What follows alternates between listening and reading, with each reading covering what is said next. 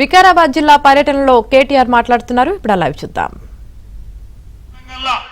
రైతు బంధు పైసలు పడ్డోళ్ళు ఒకసారి శైలా పట్టురి. రైతు బంధు పైసలు పడ్డాయా? ఒకసారి పడనోళ్ళు శైలా పట్టండి. ఒక్కసారి వెనక తిప్పండి అమ్మా, కెమెరాలు వెనక తిప్పండి దయచేసి. జర మంచిగా శైలా పట్టు. కెమెరాలు తిప్పుడు తమ్మి. రైతు బంధు రానోళ్ళు చెయ్యూపురి అడ్డంగా ఇట్లా రాలేదు రాలేదు రాలేదు రాలేదు అని రేవంత్ రెడ్డి కనబడుతుందా? రైతు బంధు రాలే. రుణమాఫీ కానోళ్ళు ఒక్కసారి శైలా పట్టు. రుణమాఫీ జరగనోళ్ళు జరగలేదా? మీ కొడంగల్ కూడా స్పెషల్ గా ఏం వేస్తలేడా టకీ టకీమని? లేవా? ఎక్కడ ఇవ్వలకైపోయినా కొడంగల్ మందం నొక్కుతుండేమో వెనకకెళ్ళి అనుకున్నాను. లేదా అది కూడా బోనస్ పడ్డదా టకీ టకీ టకీమని? ఆడబిడ్డలకు 2500 వచ్చిందా టకీ టకీ టకీమని? రాలే. తులం బంగారం పడ్డదా టక్కు టక్కుమని? రాలే. స్కూటీలు వచ్చినాయా చెల్లెనికో? స్కూటీలు రాలే. మరి ఎవరికేమిచ్చిండు 14 నెలల్లో? ఎవరికేమిచ్చిండు? ఏమిచ్చిండంటే ఒకటి మాత్రం బాగా ఇచ్చిండు. అల్లునికి కట్నం కింద లగచర్ల భూములు అక్కింపేట భూములు ఇచ్చినందుకు మాత్రం సూటి పెట్టిండు. మా ఆడబిడ్డలు గిరిజన ఆడబిడ్డలు ఒక్కసారి యాద్ చేసుకోండి. ఇంతకుముందు మా తమ్ముడు గోపాల్ నాయక్ వచ్చి చెప్తున్నాడు, హీరే నాయక్ వచ్చి చెప్తున్నాడు నాకు, అన్న ఒక మాట చెప్పు, మా ఆడపిల్లలు లంబాడ ఆడపిల్లలు తాండ దాటి బయటికి కోరన్నా ఎప్పుడు అసొంటిది మంత్రులు పోయే ఢిల్లీకి మా ఊళ్ళని పోయేటట్టు చేసిండన్న రేవంత్ రెడ్డి, ఆ మాట చెప్పు అందరికీ అని చెప్పిండు. ఒక్కసారి యాద్ చేసుకోండి ఏం జరిగింది 14 నెలల్లో.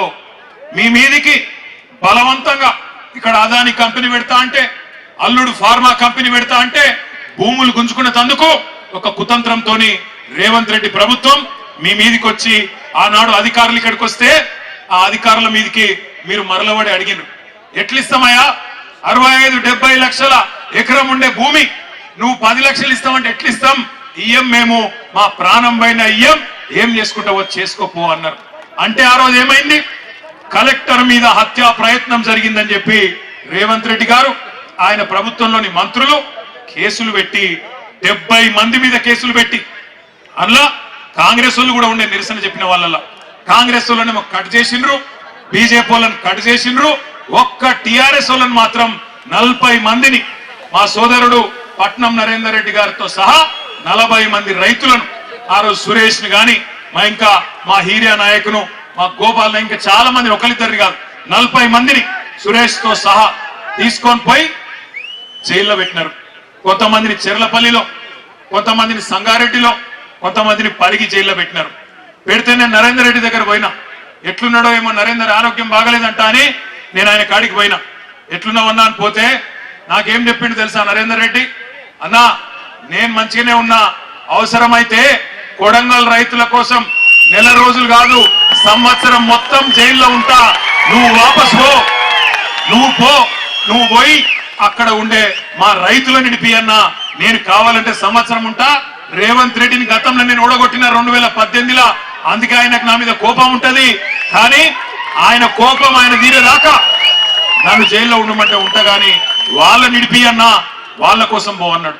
అప్పుడు నేను, మా సత్యవతి రాథోడ్ గారు, సబితక్క, శ్రీనివాస్ గౌడ్ అన్న, ఆర్ఎస్ ప్రవీణ్ అన్న, మాలో కవితమ్మ అందరం కలిసి ఈ రైతు ఆడబిడ్డలు, నిజానికి మీకు తెలుసు నేను దుర్యోధనుడు అని ఉత్తగానే అనలే. దుర్యోధనుడు ఒకప్పుడు పాండవులను వాళ్ళ ఊళ్ళో ఉండనీయకుండా అడవికి పంపించిండు.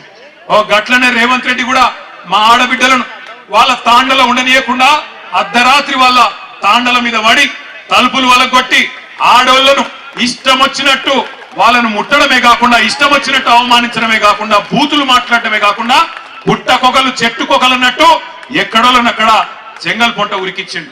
అందుకే నేనన్న దుర్యోధనుడని ఉత్తగానే అనలే. ఆ రకంగా భూములు గుంజుకునే ప్రయత్నం చేస్తే ఢిల్లీకి పోయినాం. ఢిల్లీకి పోయి అక్కడ మా ఆడబిడ్డలు గర్జించినారు. 9 నెలల గర్భవతి సోదరి జ్యోతి, 9 నెలలు నిండి ఎప్పుడు కొడుకు ఉడతాడో ఎప్పుడు బిడ్డ ఉడతాడో తెలియదు. మేమన్నాం, వద్దు బిడ్డ నువ్వు ఉండు, నీకు వైద్య సాయం కావాలి, డాక్టర్ కావాలి, ఎప్పుడేమైతుందో నువ్వు ఉండు బిడ్డ, ఇక్కడనే ఉండు అంటే, లేదన్నా నా భర్తను జైల్లో పెట్టినరు, నేను వస్తా అని చెప్పి ఢిల్లీకి వచ్చింది. ఢిల్లీకి వచ్చి శివంగిలాగా ఒక సింహం పిల్లలకు గర్జించింది మన లగచర్ల జ్యోతి. ఇక్కడే ఉన్నది మన కిష్టిబాయి, అట్లే మా దేవి, మా సోనిబాయి, వీళ్ళందరూ కూడా ఆ రోజు ఢిల్లీకి వచ్చి వాళ్ళ బాధను అక్కడ హ్యూమన్ రైట్స్ కమిషన్ ముందు, షెడ్యూల్డ్ కమిషన్ ముందు, షెడ్యూల్డ్ కాస్ట్ కమిషన్ ముందు, షెడ్యూల్డ్ ట్రైబ్ కమిషన్ ముందు, అందరి ముందు ఢిల్లీలో పెద్దల ముందు చెప్పడం జరిగింది. చెప్పిన తర్వాత ఆఖరికి న్యాయం ధర్మం ఉంటది కాబట్టి 40 రోజులకు మరి కోర్టు ద్వారా మనకు న్యాయం లభించింది. అందరు బయటకు వచ్చింది. ఇవాళ సంతోషం ఎక్కడ అనిపించిందంటే లగచర్ల దాటి ముందుకొస్తే హకీంపేటలో మా బంజారా ఆడబిడ్డలు హారతులతో స్వాగతం పలికి, అన్నా మా భూమి పోకుండా చూడే నీకు దండం పెడతామని చెప్పి బొట్టు పెట్టి ఆడ టెంట్ కింద జ్యోతి ఉంటే జ్యోతి కాడికి తీసుకుపోయాను. ఏ జ్యోతి అయితే ఆనాడు 8-9 నెలల గర్భవతి ఉండేనో ఇవాళ ఆమెకు బిడ్డ పుట్టింది. బిడ్డ పుట్టి ఇవాళ సరిగ్గా 20 రోజులు. నన్ను సీదా ఆడికి తీసుకుపోయినారు. ఆ బిడ్డ కాడికి తీసుకపోతే జ్యోతి బిడ్డను నా చేతిలో పెట్టింది. పెట్టి అన్నా భూ పోరాటంలో పుట్టింది నా బిడ్డ, నువ్వే పేరు పెట్టన్నా అని చెప్పింది. చెబితే